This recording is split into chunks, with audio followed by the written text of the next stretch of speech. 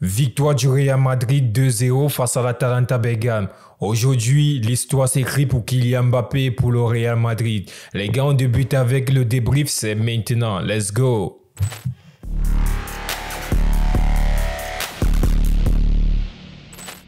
Victoire du Real Madrid ce soir face à l'Atalanta Bergame sous un score de 2-0 avec un résultat et un jeu proposé assez mitigé. D'un côté, on a eu une version première mi-temps du Real Madrid de ses pires moments. Le Real Madrid qui a peut-être la possession, mais qui ne parvient pas à se créer des occasions franches.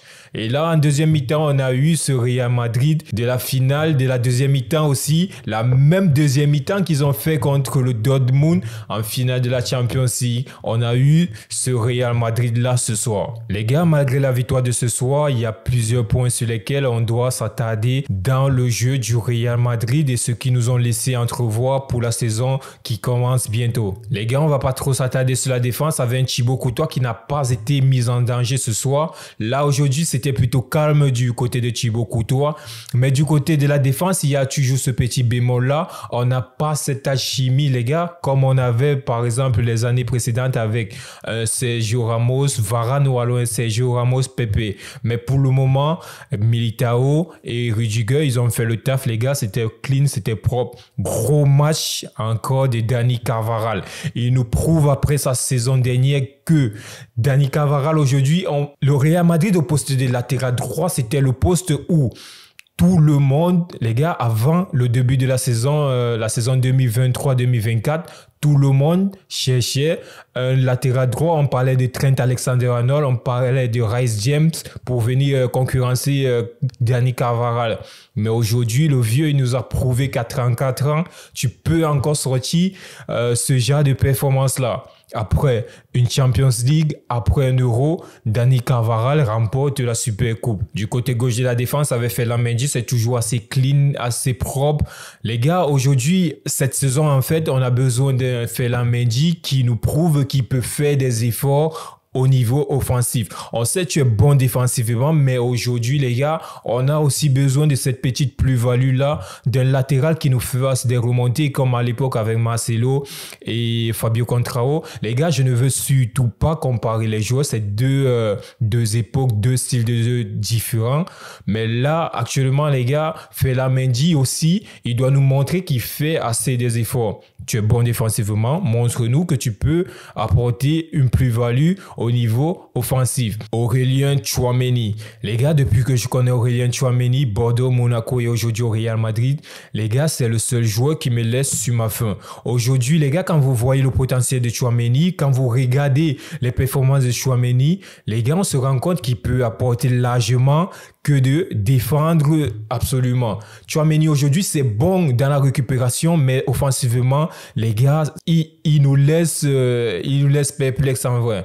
Là, actuellement, les gars, Toni Kroos, il s'est largement fait ressentir en première mi-temps dans sa gestion du tempo, dans sa manière de gérer le match et tout. Et aujourd'hui, les gars, c'est Tchouaméni qui doit prendre cette relève en quelque sorte. Parce que là, tu ne vas pas demander à Federico Valverde de t'organiser le jeu et d'être un meneur de jeu et celui-là qui va faire des relances et tout. Tchouaméni, aujourd'hui, il a ce potentiel-là parce qu'il est bon quand tu vois ses premières relances, sa qualité technique, il est largement bon et il a ce potentiel pour faire la première relance. Mais là, sur ce match, on a vu un Tchouaméni qui jouait assez bas, il jouait entre Militao et Rudiger. Il interceptait très bien, mais là, les gars, niveau offensif, c'était un peu chaud pour le Real Madrid et je pense que cette saison aussi, Tchouaméni, il doit aussi apporter cette plus-value-là. Là, on commence cette saison sans Toni Kroos après près de 10 années. Ça va être compliqué. Les gars, je ne cherche pas. Toni Kroos, il est irremplaçable. Mais aujourd'hui, avec le potentiel de tes joueurs, tu as quand même des joueurs qui peuvent proposer plus. Et aujourd'hui, ces jeunes-là doivent prendre la relève. Comme d'habitude, Federico Valverde nous a encore montré sa grande palette physique.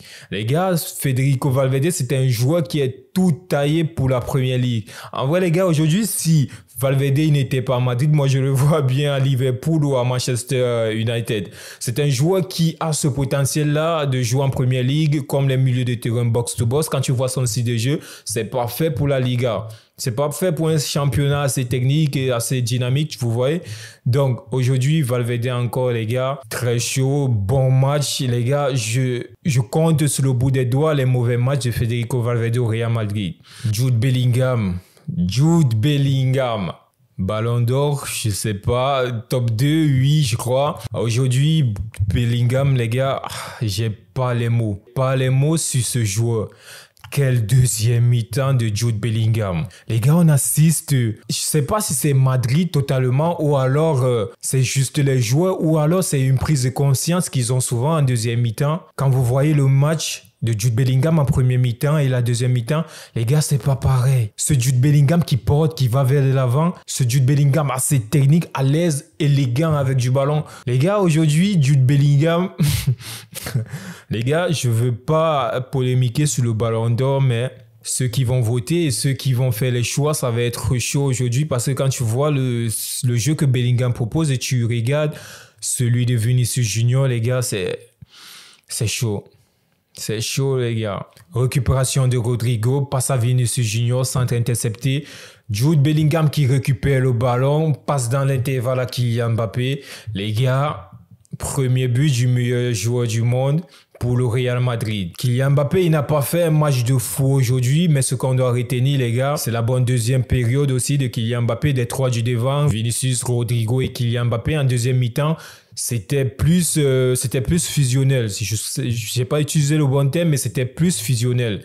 Ils ont essayé de se trouver et ça a marché. Par contre, en première période, il n'y avait que Vinicius Junior qu'on voyait. Rodrigo, il a essayé de tenter des choses, des percussions et tout. Il a toujours essayé de jouer une passe avec Kylian Mbappé, c'est qui n'a pas forcément marché. Mais les gars, c'était le premier match des trois. Et là, les gars, ça promet parce que Kylian Mbappé, c'est pas un neuf pur de talent. C'est vrai, il a joué neuf quasiment une saison ou 7 ans et demi à Monaco. Mais c'est pas ce neuf-là qui va... Vous voyez à la Karim Benzema, Robert Lewandowski et tout. Mais les gars, il est jeune, il a du potentiel et c'est tout à son honneur de se mettre en valeur à ce poste-là. Parce qu'aujourd'hui au Real Madrid, tu as le meilleur ailier gauche du monde, Vinicius Junior, qui ne va pas laisser sa place pour aller jouer en pointe. Donc là, actuellement, Kylian Mbappé, c'est à lui de faire les efforts et de s'intégrer dans ce groupe-là pour avoir sa place en tant que titulaire au Real Madrid, les gars, parce que rien n'est gagné. Les gars, je suis impatient de voir débuter cette nouvelle saison de Liga au Real Madrid. La gestion des jeunes joueurs comme Brahim Diaz, Arda Güler, Endrick et la gestion aussi, les gars, de Lunin s'il reste au Real Madrid. Parce que en vrai, les gars, moi, ça me fait mal parce que Lunin, c'est un gardien assez talentueux. Mais aujourd'hui, les gars, tu as un Thibaut Courtois qui ne peut pas être sur le banc. Thibaut Courtois, aujourd'hui, c'est top 2 ou alors top 1 meilleur gardien du monde. Et tu as un Lunin qui est un gardien prometteur. Je crois qu'il a 26 ans ou 25 ans. Aujourd'hui, les gars, si Lunin il décide de partir du Real Madrid, moi, je ne serais pas ravi. Mais je serais heureux pour lui parce que c'est un gardien qui a énormément du potentiel. Les gars, dites-moi ce que vous avez pensé de ce match en commentaire. Si vous avez aimé la vidéo, laissez un like, commentez et partagez. Surtout, abonnez-vous à Tumécato. Cette saison, les gars, je serai là pour débriefer tous les matchs du Real Madrid. Let's go!